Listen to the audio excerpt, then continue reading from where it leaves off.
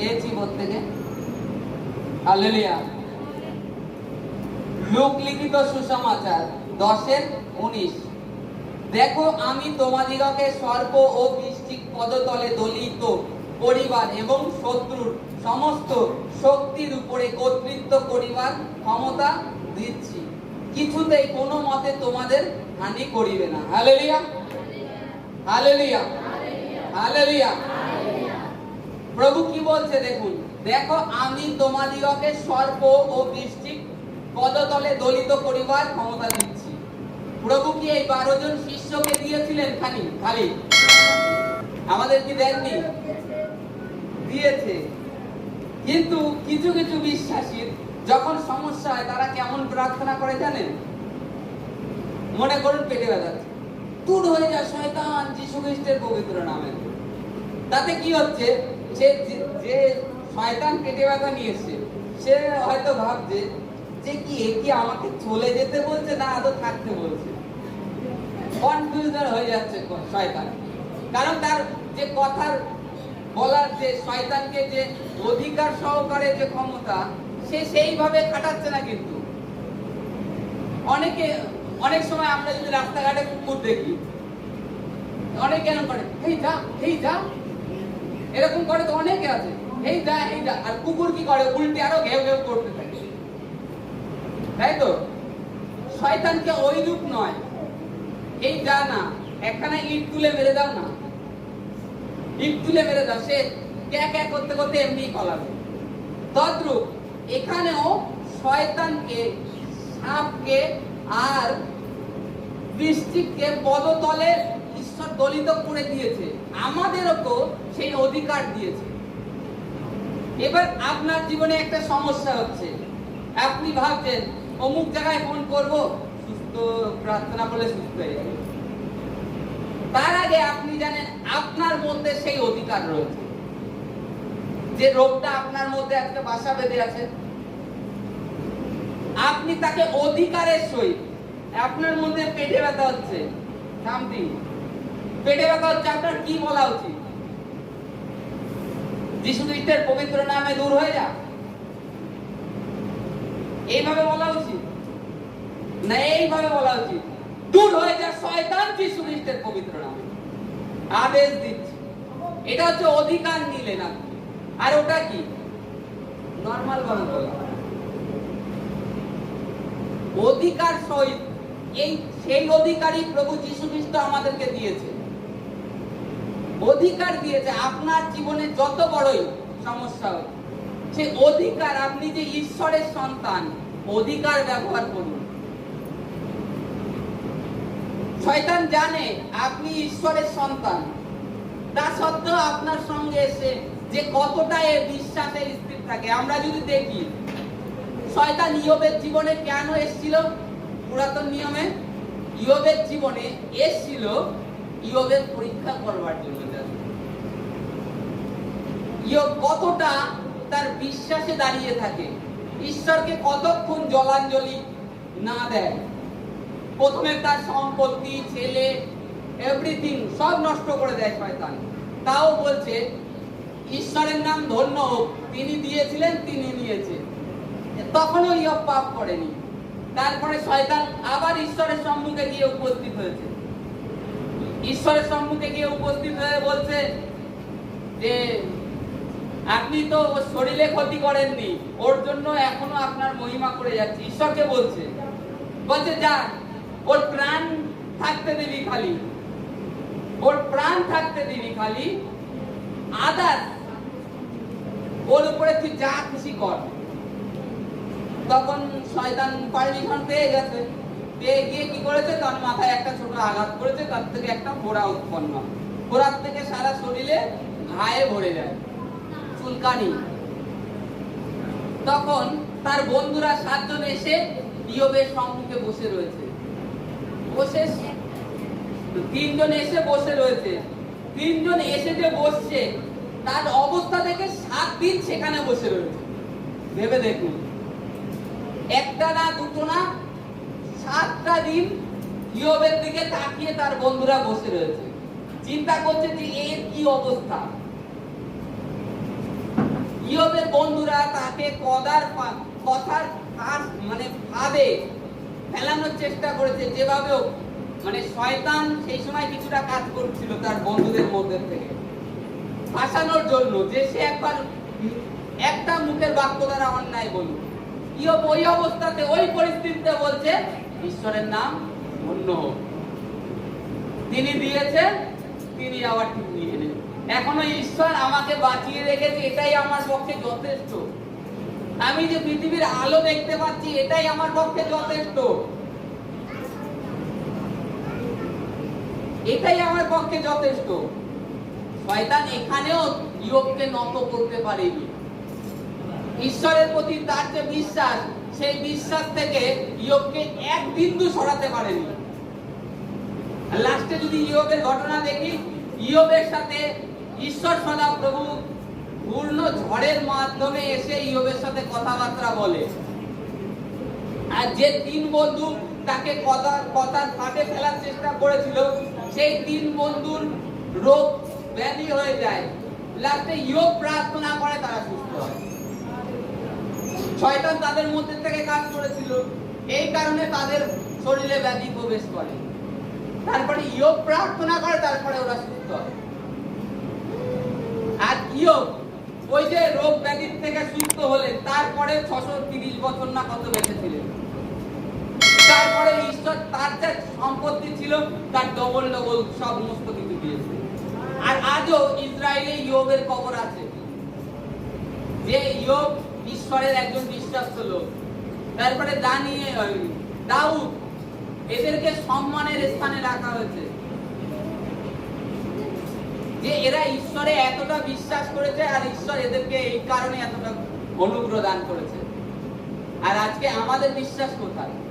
ভয়ে ভয়ে আমাদের মধ্যে অধিকার আছে, আমরা যে ঈশ্বরের সন্তান, আমরা সেটা জানি না, ব্যবহার করি না। আরে প্রত্যেকের মধ্যে চিল্লিয়ে জোরে জোরে বলছি, প্রত্যেকের মধ্যে, আমি একটু আগে বলেছি, গীত সংহিতায় লেখা আছে তোমরা ঈশ্বরের সন্তান, তোমরা ঈশ্বর, তোমাদের মধ্যে ঈশ্বর অধিকার দিয়েছে। বাইবেলে লেখা আছে বাঁচা মরা আমি তোমার ওষ্ঠধারে নির্মাণ করছি। তুমি কি চাও, কিভাবে বাঁচতে চাও,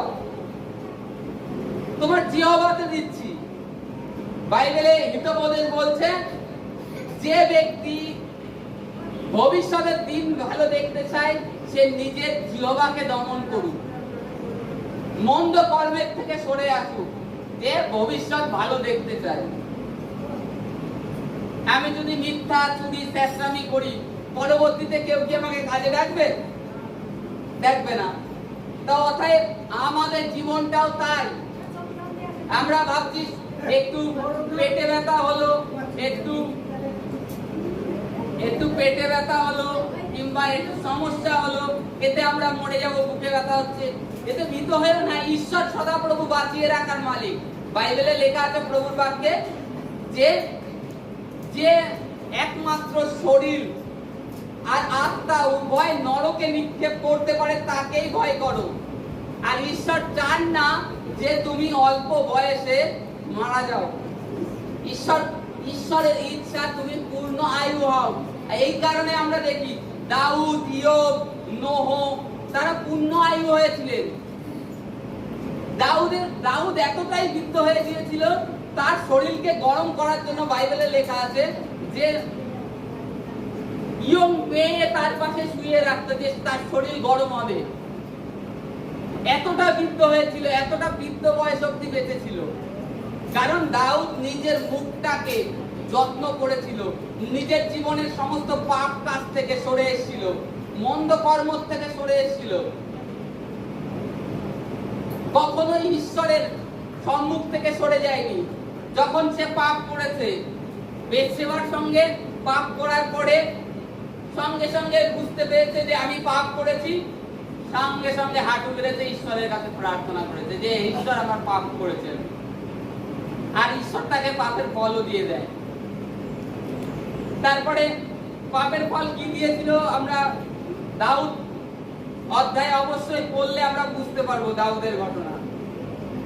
কারণ আমি বলবো না, এর দাউদের ঘটনা বললে অনেক বড়। তা আজকে আমাদেরকে ঈশ্বর অধিকার দিয়েছে। এখানে বলছে, আমি তোমাদিগকে সর্প বৃশ্চিক পদতলে দলিবার করিবার এবং শত্রুর সমস্ত শক্তির উপরে কর্তৃত্ব করিবার ক্ষমতা দিচ্ছি, কিছুতে কোনো মতে তোমাদের হানি করিবে না। হালেলুয়া। এখানে প্রভু এটাও বলে দিচ্ছে, কিছুতে তোমাদের কোনো মতে হানি করতে পারবে না, কোনো মতে হানি করতে পারবে না। আর কোন এখন বিশ্বাসী কেমন, যদি শুনেছে এই ওর মধ্যে দুষ্ট আত্মা আছে, ও ভয়তে সেখানেই হয়ে যাবে। অনেকে তো ঘরের থেকেই বেরোতে পারেন না দুষ্ট আত্মার কথা। ঈশ্বর অধিকার দিয়েছে আমাদেরকে দুষ্ট আত্মা রোগ ব্যাধির উপর অধিকার দিয়েছে। অধিকারের সহিত তাকে আদেশ দাও। কিন্তু অনেকে মানে অনেকেই আমার দেখা বিশ্বাসীরা যেই যদি বলে দুষ্ট আত্মা কিংবা বলা হয় তার সামনে বলবে, অনেকে বলে আমার সামনে বলো না, বলো না। অনেকে বলে যে বলো না, তারা ভয় পায়, ভীত হয়, কারণ তাদের মধ্যে ঈশ্বরের বাক্য নেই। আজকে আমাদেরকে ঈশ্বর অধিকার দিয়েছে, আমরা ঈশ্বরের সন্তান, ঈশ্বরের পুত্র। যখন আমরা জগতিক ভাবে জীবন যাপন করতাম তখন আমাদের মধ্যে ঈশ্বরের আত্মা ছিল না, মানে পবিত্র আত্মা ছিল না। ঈশ্বরের আত্মা ছিল, পবিত্র আত্মা ছিল না।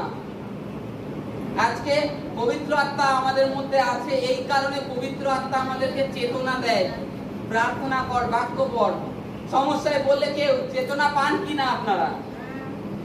চেতনা পবিত্র আত্মা আপনাদেরকে দেয়, প্রার্থনা কর, তোর সমস্যার সমাধান পেয়ে যাবে, চেতনা দিয়ে দেয়, কারণ এটা পবিত্র আত্মার থেকে করে।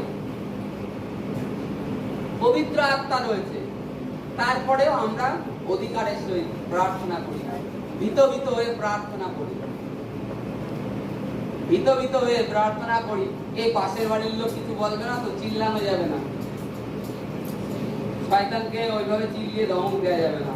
আবার অনেকে আবার হয়তো বলে বসলো পাগল, এরা পাগল। এরকম অনেক জাগতিক লোক প্রচুর, তাদের মধ্যে প্রচুর রকম, এদের ব্রেন ওয়াশ করা হয়েছে। এরকম কথা আমি নিজে শুনেছি। আমাকে আমার এক বন্ধু বলছে কি হিপনোটাইজ করা হয়েছে আমাকে দেখি। আমি যে ঈশ্বর সম্বন্ধে তোর আইডিয়া নেই, অতএব তোর সাথে বকা আমার খারাপ। আমি যদি এখানে কথা বলি তাতে আমি নিজেই বিবেচনা করলাম যে এ বিপরীতে নিয়ে যাবে, আমি আস্তে আস্তে সরে গেলাম। কারণ আমরা ধন্য যে ঈশ্বর আমাদেরকে উদ্দেশ্যটা পেতে দিয়েছে, এর থেকে বড় বিষয় আর কিছুই নয়। তার পুত্র কন্যা হওয়ার অধিকার দিয়েছে। এই পৃথিবীতে কোটি কোটি মানুষ এসছে, মারাও গেছে, কিন্তু সকলে স্বর্গে যায়নি, এই বায়ুতে ঘুরে বেড়াচ্ছে। আজকে ঈশ্বর তার মধ্যে কতটা আমরা ধন্য, সে আমরা এখন বুঝতে পারছি না, বুঝতে পারবেন এই শরীর যখন ত্যাগ মানে পরিত্যাগ হবে তখনই বুঝতে পারবেন যে কতটা ধন্য। এখানে যে এসে সুসমাচার শুনছেন, বুঝছেন এর মানে কি, তখন পুরো পেয়ে যাবেন। এটা তো পাচ্ছেন অলরেডি, কারণ বাইবেলে লেখা আছে মন ফিরাও স্বর্গরাজ্যের সন্নিকট। স্বর্গরাজ্য কি? ঈশ্বরের রাজ্যে যখন যুক্ত থাকবে তোমার শরীরে রোগ ব্যাধি এই সমস্ত থেকে তোমাকে ঈশ্বর যে স্বর্গে যেরকম হয় সেই রূপ দেখাবেন। স্বর্গে রোগ ব্যাধি নেই, তদ্রূপ ঈশ্বরের মণ্ডলীতে কলির সাথে জুড়ে থাকবে, রোগ ব্যাধি সমস্ত দুঃখ কষ্ট ধীরে ধীরে ঈশ্বর দূর করে দেন। যুক্ত থাকতে হবে। বাইবেলে লেখা আছে যে দ্রাক্ষা লতায় জুড়ে থাকে সে তাতে ফল হয়। তা আজকে আমাদেরকেও প্রভুতে জুড়ে থাকতে হবে, প্রার্থনায় থাকতে হবে, বাক্য পড়তে হবে। ওই প্রভু করবে, ও তো জগতের লোকও জানে সব প্রভু করবে,